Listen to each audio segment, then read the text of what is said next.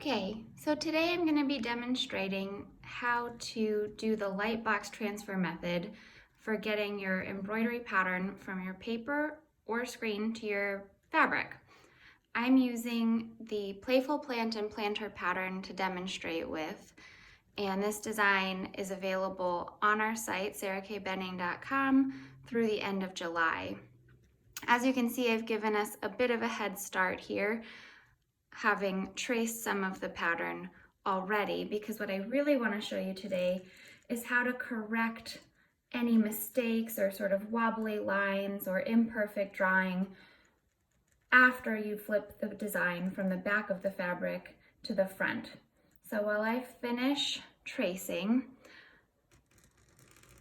I'll just mention that you can see I'm putting the hoop face down on the desk and just using my printed pattern here to trace the design as it was drawn in the PDF.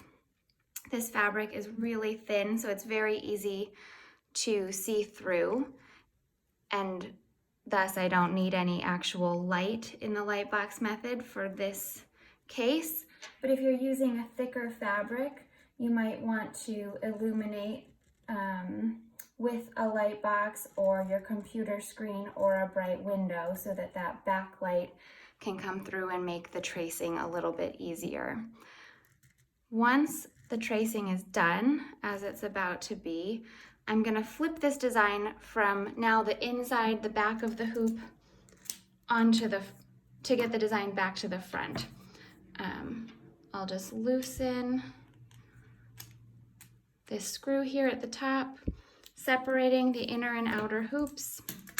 Take the fabric, simply turn it over, reposition it on that inner wooden hoop there, and replace the outer wooden part, tightening the screw again so that it's really tight. I like to do this part as much as I can until I can no longer twist it and make it any tighter, because that is what's going to hold the tension on the fabric here. So I'm going to sort of stretch that out, get this pattern reoriented in the center, more or less, of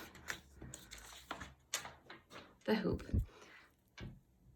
Let me give it one more tightening twist here at the top. And then, as you can see in that process of flipping from the back to the front, some of these lines got a little squiggly and wiggly and are not as precise as I would like them to be, and are not as good of a guide as I want while I'm stitching this project. So I'm going to use a straight edge.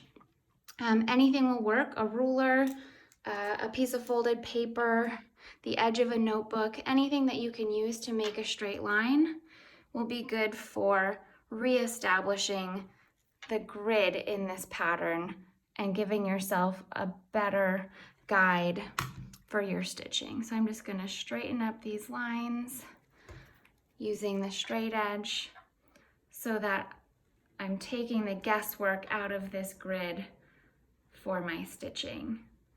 That way I can keep each area of color nice and precise and tidy and not have to worry about making it up as I'm going. If you find it a little bit confusing to be using the same pen or pencil or whatever your drawing utensil happens to be for this tidying up portion, you can switch and use a different color. That way you can really be clear for yourself about what lines you're following. I'm just going to make my tidier grid a little bit darker there for myself. Likewise, you can go over and redefine the edges of your other shapes as well, in case anything got a little bit wonky in the tracing and flipping process. There we go. But that looks pretty good to me. Now I've got a nice and tidy pattern here for myself to follow while I'm stitching, and I'm ready to go. Thanks so much. Hope that helps.